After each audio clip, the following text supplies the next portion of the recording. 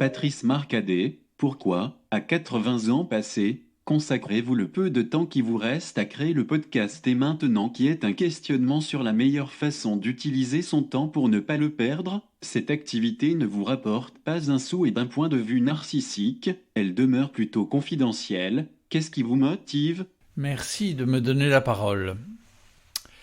Votre question est cash. Je vais essayer de ne rien vous cacher en retour. Vous me demandez pourquoi je brûle mes derniers neurones à faire ce podcast au lieu de profiter de mon temps libre pour me faire plaisir. Justement, parce que c'est ça qui me fait plaisir. Fabriquer, inventer, créer, imaginer, rencontrer. Je dois être aussi peut-être un peu mégalo. L'idée que grâce à la technologie du podcast, depuis ma cabane, dans mon jardin, je peux être entendu et porter la voix des autres à l'autre bout de la terre, ça m'émeut beaucoup. Cette promesse de village global, comme disait McLuhan, m'a toujours fait vibrer. Donner la parole, pour moi, c'est un plaisir, une satisfaction très grande. J'ai le sentiment d'être à ma place, dans ma fonction. Je remplis ma mission. Je suis un go-between. Mon rôle est de mettre en relation. Autre bénéfice égoïste, le podcast me donne l'occasion d'écrire, de monter du son, des images, d'inventer, de vivre des situations parfois stressantes, des moments d'intimité, de refaire un peu de psychologie relationnelle, d'utiliser ce que j'ai beaucoup pratiqué comme l'analyse transactionnelle ou la PNL ou la process communication, du coaching. Déposer un « et maintenant » chez Ocha, la plateforme dédiée au podcast, c'est un peu pour moi comme s'inscrire à un décathlon lorsque l'on a été successivement sauteur en hauteur, lanceur de poids ou coureur de 110 mètres haies. C'est que du bonheur. Le projet de faire un podcast, projet solitaire, ne s'oppose-t-il pas à votre autre projet collectif, celui-là, de faire la maison de la communication? Apparemment seulement. Mon objectif dans ces deux projets est de construire un outil de communication qui soit une forme pleine, un œuf. Dans la maison de la communication, je voulais regrouper les différentes facettes de la communication.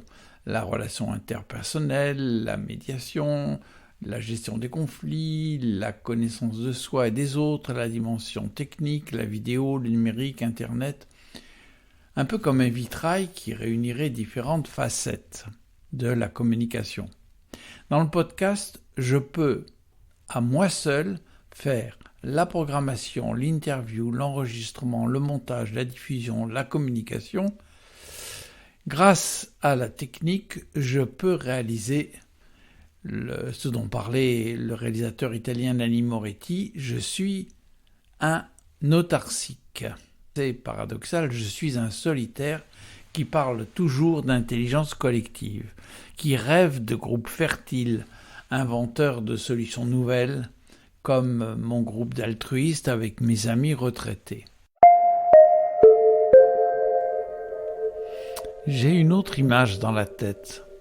En vieillissant, on arrive sur le bord de la vie, sur le rivage. Les vagues sont plus déstabilisantes qu'elles ne l'étaient 10 mètres au large. Mais elles permettent aussi le surf, si l'on réussit à tirer parti de leur force. Mon podcast est maintenant, c'est ma planche de surf. Je m'accroche pour tenir en équilibre et j'utilise la force de la vague mourante pour me propulser plus haut, plus loin. Vous compliquez un peu l'affaire en écrivant maintenant en 2 mots. Ok, mais pourquoi en 2 mots maintenant? Vous finessez pas un peu? On peut penser ça, c'est exact. C'est la faute non pas à Rousseau, mais à un autre philosophe, Michel Serres, qui nous rappelait que lorsque nous disons maintenant, sans nous en rendre compte, nous évoquons ce que nous tenons dans nos mains. Il dit ça à propos du téléphone dans son essai « Petite poussette ». J'ai trouvé amusant de garder cette idée pour nommer un podcast largement écouté sur le smartphone. Effectivement, lorsque nous devons répondre à la question « Et maintenant ?», nous allons chercher la réponse dans notre expérience, ce que nous avons en main, ce que nous avons retenu pour savoir comment faire face, comment inventer la suite de notre vie. Les critères de choix que nous avons inventés, le système de valeurs que nous avons fait nôtre, vient des mains que nous avons tenues lorsque nous sommes construits pour tenir notre équilibre. Tout projet ne trouve son sens que s'il s'adresse à quelqu'un, que s'il est relié. Dans le troisième temps, on pose la question à qui je tends la main, avec qui je veux collaborer, interagir, être utile.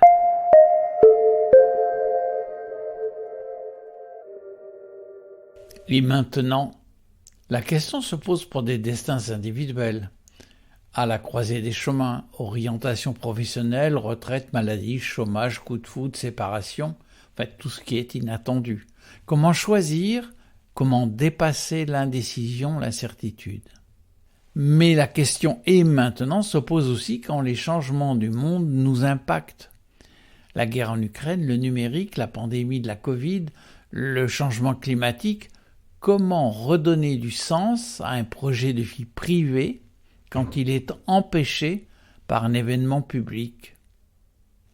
Donc, nous allons voir comment des personnes ont su trouver la réponse à leur « et maintenant ?» en allant chercher en eux les ressources dont ils avaient besoin pour faire face à l'inquiétante nouveauté d'un changement de vie. Si vous écoutez les épisodes précédents, vous entendrez des témoignages très différents de celui d'un homme qui a vécu la terrible expérience des camps de concentration, à une femme confrontée à la maladie, à des personnes âgées confrontées à des résurgences de souvenirs de guerre de leur petite enfance, au récit picaresque d'un homme confronté à la totale liberté lors de sa sortie de l'adolescence, à un médecin qui passe en quelques jours d'une vie de travail surbookée à la disponibilité totale de la retraite. Un plus que centenaire qui se retourne sur son passé. Comment imaginez-vous votre auditeur? C'est un homme, une femme, il a quel âge? Qu'est-ce qui peut le pousser à écouter? Je vois plusieurs types d'auditeurs, les actuels et les futurs. Les actuels sont plutôt âgés, ils écoutent pour retrouver des personnes, des thématiques, des ambiances qui leur rappellent des souvenirs personnels. Les auditeurs espérés, pour la suite, sont plus jeunes, 40-50 ans. Ils écoutent pour enrichir leur expérience de celle des autres. Le témoignage de l'invité est celui d'un grand frère qui livre son expérience, son tâtonnement, pour que l'auditeur gagne du temps dans sa prise de décision, pour qu'il croie assez en lui, pour qu'il comprenne que c'est possible. Ok. Vous ne pouvez pas vous empêcher de vouloir accompagner les gens dans leur parcours, alors qu'ils ne vous ont rien demandé, un peu comme certains qui prennent le bras d'un aveugle pour lui faire traverser la route alors qu'il voulait simplement continuer son chemin. Vous êtes caustique, je me vis plutôt comme encaustique. Je veux faire briller les gens, leur donner de l'éclat à leurs propres yeux grâce au regard des autres. C'est une vieille marotte chez moi, je faisais ça il y a 40 ans en animant des groupes de parole pour des femmes au foyer. J'ai créé avec mes amis du Créave, à La Rochelle, le service écrivain public audiovisuel. Nous enregistrions et reconstruisions la parole des gens pour l'apporter au destinataire du message, élus ou autres figures d'autorité. Du temps des radios libres, j'avais créé une émission de relation, le coup de fil d'Ariane. Et sur RCF 17, j'ai animé pendant 5 ans une émission pêcheurs de perles, chasseurs de talents pour faire connaître des gens talentueux. Quoi verrez-vous que vous avez réussi ou échoué? Les statistiques donneront-elles un verdict? Évidemment, l'audimat est un élément objectif. Il dit si le podcast a trouvé son public, si j'ai réussi à embarquer mes auditeurs dans mon questionnement. Surtout si j'ai réussi à donner à mon invité ce dont je crois qu'il a besoin, c'est-à-dire être entendu, écouté, pris en compte. C'est précisément ça mon objectif, valoriser la personne à ses propres yeux en lui donnant le retour des autres qui s'intéressent à ce qu'il dit, qui réagissent à sa parole.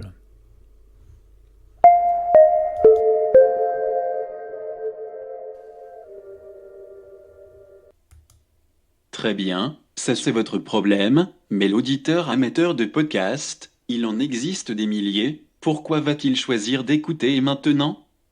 Bonne question. Et maintenant, c'est une question à 360 degrés. Elle est tellement large qu'on peut se dire, en fait, c'est quoi la question ? Quel est le cœur du problème ? Eh bien, justement, toute la question, c'est l'indécision, l'incertitude et toutes les interrogations qui viennent à l'esprit. La question, c'est quels sont les critères et les bonnes questions qui permettent de sortir de la situation douloureuse, du flou, de la peur de se tromper, de la dévalorisation de soi. Dans votre podcast, ce sont des histoires de vie d'anonymes, de gens que l'on n'en connaît pas. Pourquoi les écouter, s'intéresser à eux ? Justement, parce qu'ils nous ressemblent, parce que leurs hésitations, leurs inventions, leurs solutions pour faire face à ce que la vie leur a réservé, sont faites aussi pour nous. Parce qu'en les écoutant, inconsciemment, nous nous identifions. Notre adhésion, nos réserves, nos désaccords, peut-être, nous aident à construire notre réponse personnelle, à imaginer notre avenir.